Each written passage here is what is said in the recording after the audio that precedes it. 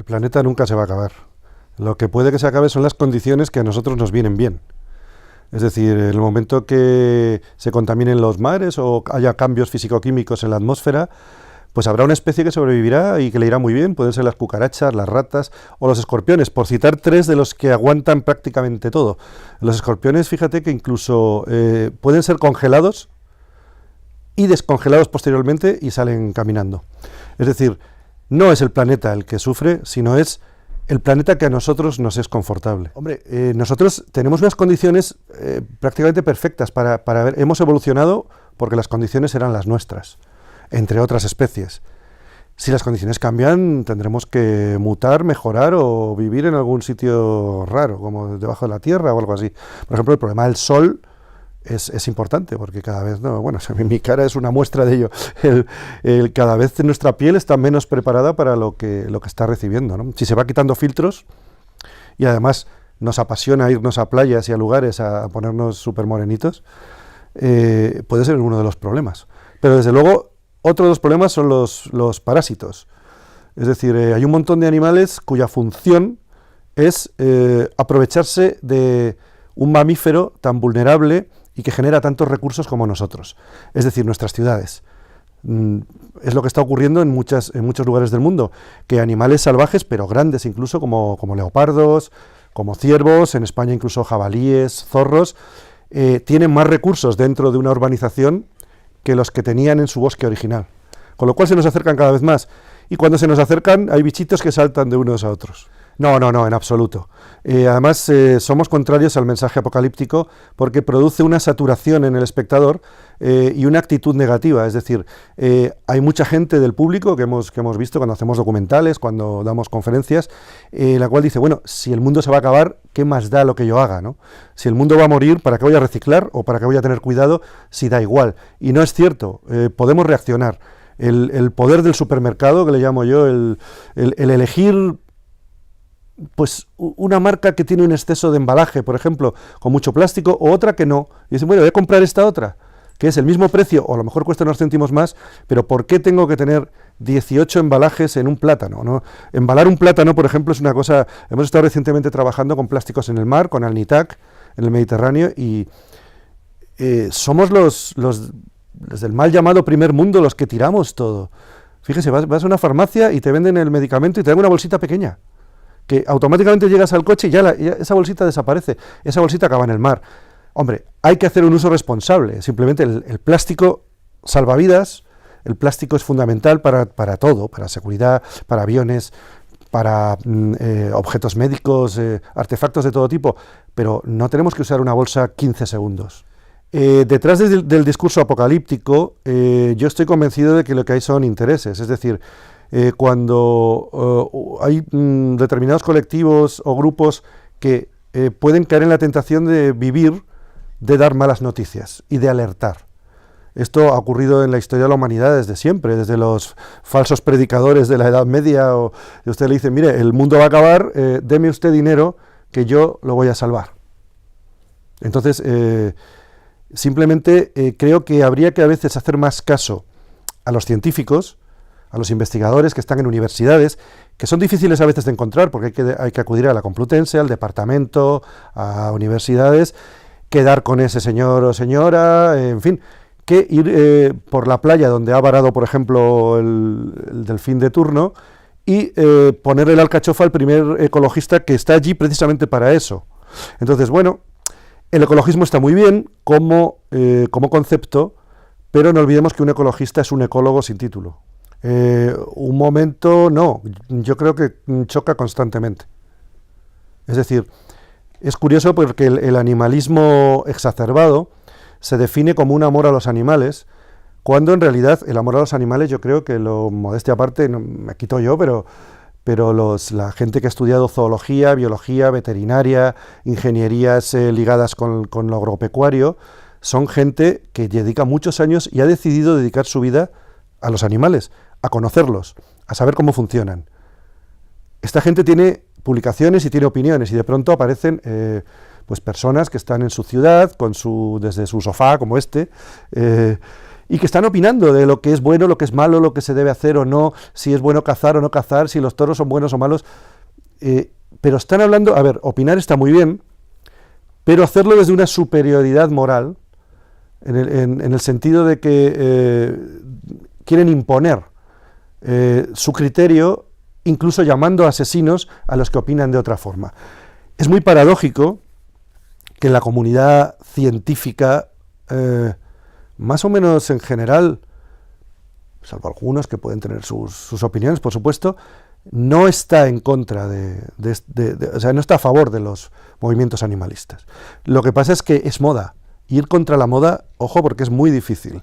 Y ya le pasó a Darwin, y ya le pasó a Copérnico, y le pasó a mucha gente. Los científicos son personas, tienen familia, tienen sueldos, trabajan en instituciones, y muchas veces son gente muy inteligente y muy tímida que no se atreve a enfrentarse en las redes, por ejemplo, a opiniones masivas y a personas que les llaman asesinos. Walt Disney, no directamente, eran otros tiempos y desde luego, sí, lo que llamamos los hijos de Bambi, ¿no? Está bien, son las fábulas, ¿no? Desde Esopo siempre se han utilizado los animales personalizándolos un poco, pero hay que entender lo que es un cuento y lo que es una realidad. La naturaleza como tal se mueve a golpe de muerte, la evolución es muerte. El que no actúa como debe actuar en su ecosistema, simplemente no tiene hijos o los que tiene fallecen. Esto hace que todos, usted y yo, y todos los que estamos aquí, y todos nosotros, seamos hijos, nietos, bisnietos y tataranietos de supervivientes. Es decir, de gente que lo hizo bien. Todo eso que hizo bien está en nuestros genes. Y es muchas veces lo que acarrea ciertos comportamientos que en la sociedad actual pueden verse como extraños. Sí, a mí personalmente me escandaliza bastante cuando yo creo que todos lo hemos visto en algún momento, hay un funeral o bueno, en un tanatorio fallece el abuelito, la abuelita o el padre, la madre o quien sea, o incluso un hermano, y hay muchas familias que dicen no llevo a mis hijos allí porque no quiero que lo vean. Esto es una opinión personal, pero yo creo que eso es un error. Los niños, cuando hemos viajado por África, por Asia, por lugares, los niños son muy fuertes. Los niños de África ven constantemente la muerte y la muerte ayuda a apreciar la vida. No tiene sentido el saber que estamos aquí durante un tiempo y que podemos hacer el bien o el mal es fundamental. El hecho de la juventud eterna, de la vida eterna en el sentido de vida terráquea eterna, creo que produce efectos nefastos como el animalismo. Es decir, hay generaciones que han perdido toda orientación, es decir, se les ha educado sin jerarquías, se les ha educado sin un Dios, sin una religión. Hijo mío, haz lo que quieras, quieres macarrones, no quieres verduras, no comas pescado, haz lo que a ti te apetezca, y ha creado, bueno, la palabra es egoísmo, pero egoísmo como un ismo más, en vez de humanismo, egoísmo. Esos niños acaban teniendo 30, 40, algunos están llegando a 50 y siguen siendo igual, es yo, mí y conmigo. Entonces no pueden entender. Si a mí un animal me parece bonito, piensan, no quiero que nadie lo mate. No se dan cuenta que los animales matan todo el día y todo el tiempo. La profesión de un depredador es matar, porque necesita matar para comer. Entonces no hay que demonizar el acto de la muerte, sino entenderlo como el motor de la evolución y de la vida. Absolutamente. Llama mucho la atención los datos que dicen claramente que estos fenómenos nuevos de sentimiento, porque son sentimientos nada más, provienen mayoritariamente de las ciudades. La gente que tiene contacto real, o sea, cuando uno va a África, que bueno, por mi trabajo haciendo documentales, he ido muchas veces y uno allí está tiempo, días, semanas, meses, y habla con la gente, y te interesa mucho. ¿Cómo ve, por ejemplo, la cacería de un elefante, ¿no? que aquí es como, ¡ay! ¿Cómo pueden matar a un...? Bueno, la cacería de un elefante vista desde el pueblo más próximo, el poblado más próximo donde ha ocurrido, es todo lo contrario, es una auténtica fiesta. Porque primero, la cantidad de recursos económicos que ese cazador, esa empresa, ha generado alrededor. Porque el cazador que va allí, normalmente no van solos además, o van varios amigos, o va con su familia, que hacen safaris de de ver animales, pero duermen, comen, alquilan vehículos, eso genera un montón de trabajo en guías, en los lots, donde hay gente que limpia, hay gente que cocina, hay gente que cuida. Y entonces, no solo eso, sino que ese animal está prohibido. El comercio, por ejemplo, en el caso del elefante, el comercio de marfil está prohibido. No pueden llevarse el colmillo. Ni el colmillo, ni la carne, ni nada. La carne queda para los de allí. El cuero y el colmillo es requisado porque no se puede vender.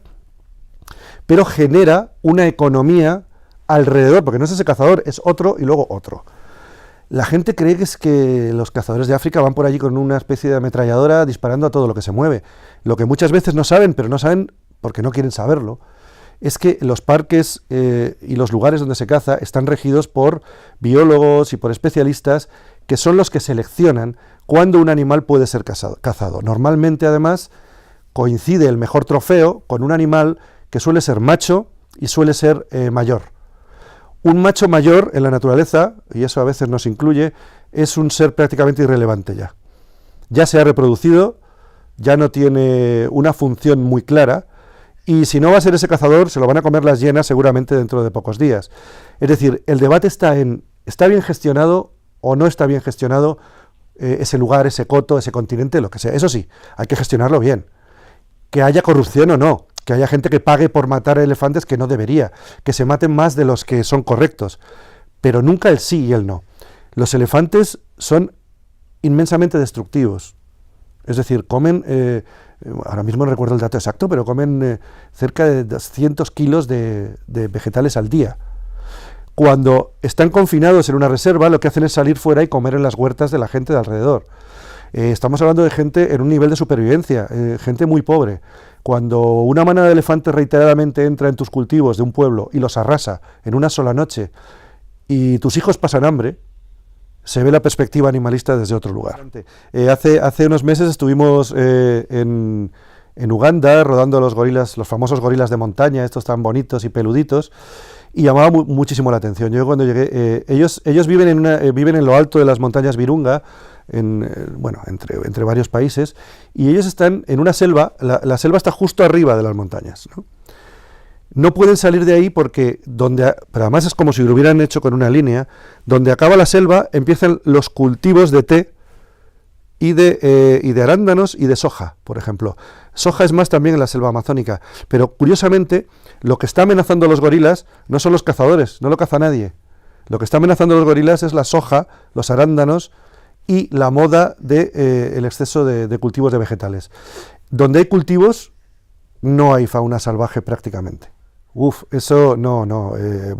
La evolución está estudiada desde hace mucho tiempo, la evolución existe y la evolución para mí, yo me declaro cristiano, no está en contraposición en absoluto con las creencias religiosas. Es decir, la Biblia es una enorme metáfora y es un libro escrito para que lo lean generaciones durante miles de años. Imagínense cómo escribir un libro para que sea entendido. En ningún lugar pone determinadas cosas.